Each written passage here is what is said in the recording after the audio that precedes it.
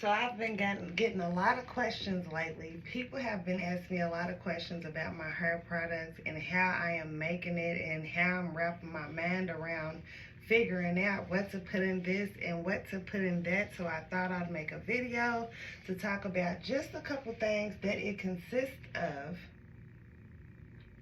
when coming up with your own organic hair products, hair butters, different things like that. Okay, body butters even. Okay, so if you have not subscribed, make sure you give me a thumbs up and subscribe.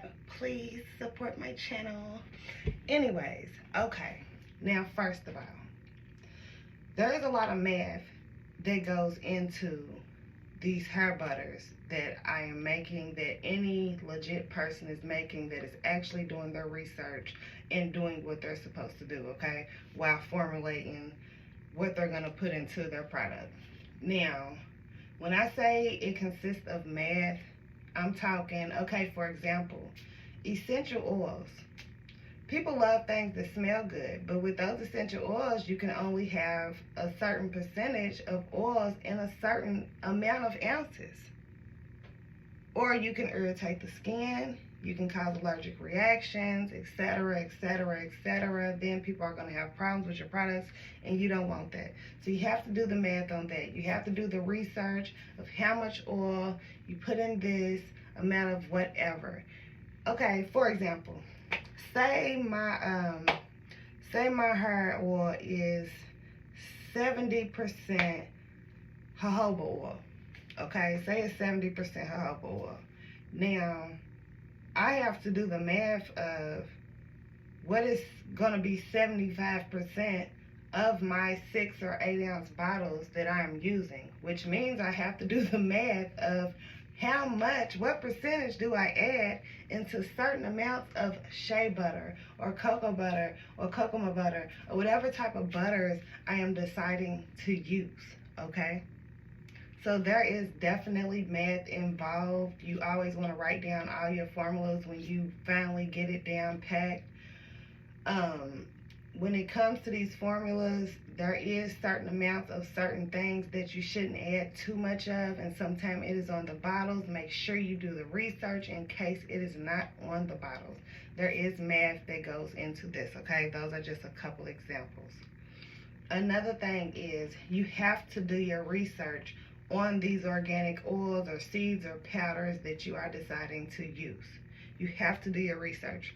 Everything is not set up for hair growth, okay? Some things are set up for just locking in moisture. They don't necessarily promote growth at the scalp. So you need to know what goes for the scalp and what goes on the hair. You also need to know what can go on the scalp but can clog the pores to the point where you can develop hair loss, okay? You need to know that as well. So there is some science and a lot of research that we put into making these products. It's not just thrown together. If they are just throwing them together, they dead wrong because it's being put in people's heads, okay?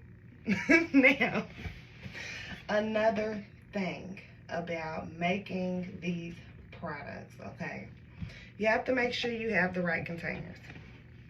A lot of containers are not leak proof.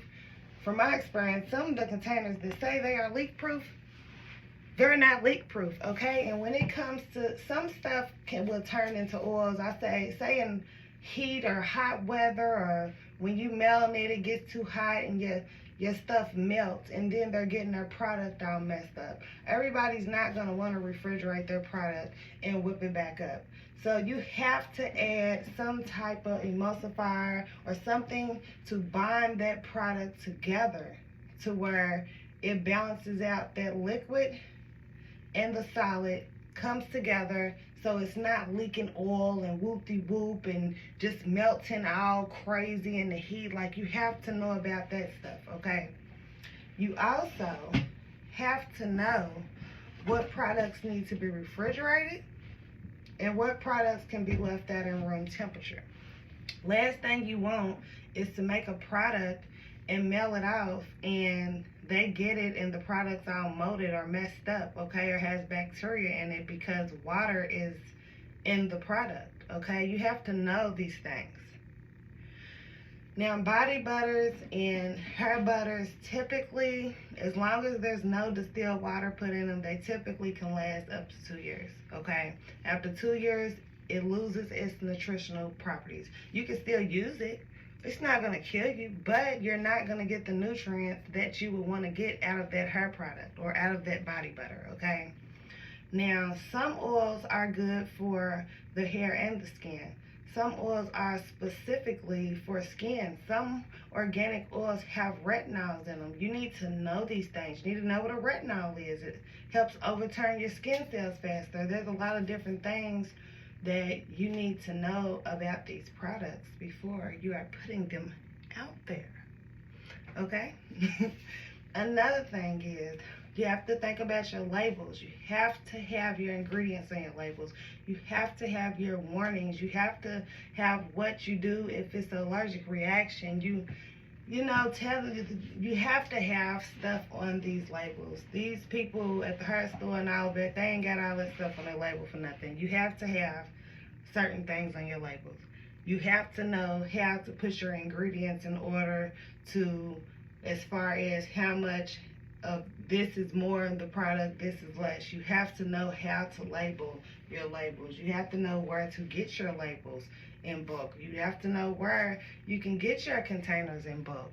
Like, it's not just mixing stuff together, okay? Stuff has to solidify. Things take time, you know? There's a lot of things that go into making these products. Now, me personally, I'm a hairstylist. I've been specializing in healthy hair for years now. I've been dealing with natural 4C hair for a while. I specialized in silk pressing for a while, and at one point everybody wanted silk presses, no matter if their hair was broke off, damaged. They didn't care. They wanted a silk press, okay? And I had to treat those ladies' hair. Those ladies that were coming to me consistent, I was able to bring their hair back to life. And this goes into play to what I'm doing now. Now, as far as people that do not deal with hair, I don't know. You can still do your research and still do your thing. You might just do your own hair. You know, you might just do your friend's hair. And you use, got your product started that way. I think doing hair may give me a little more knowledge because I've dealt with her, I've treated her, a lot of her. At school I learned a lot about hair and skin, so I think that does help the extra education. But like I said, if you have not been to hair school or whatever, you can still do your research, but it is a lot of research. There are a lot of herbs and powders and oils that you can use, okay? There are certain things that you are supposed to use a certain way. You have to have the instructions for that. You have to know it's a lot. Like, okay, for example, me dealing with the shaving powder. If I didn't do my research, I would have thought that stuff is supposed to be on the scalp to grow your hair. Come to find out, it's not to grow your hair. It's for lymph retention. It's from the root to ends. You have to do your research about everything. So that's just a couple things as far as what goes into making your organic hair products. Period. If you have not subscribed, make sure that you do. I love y'all. I am loving the feedback that I'm getting as far as my views. My views are going up.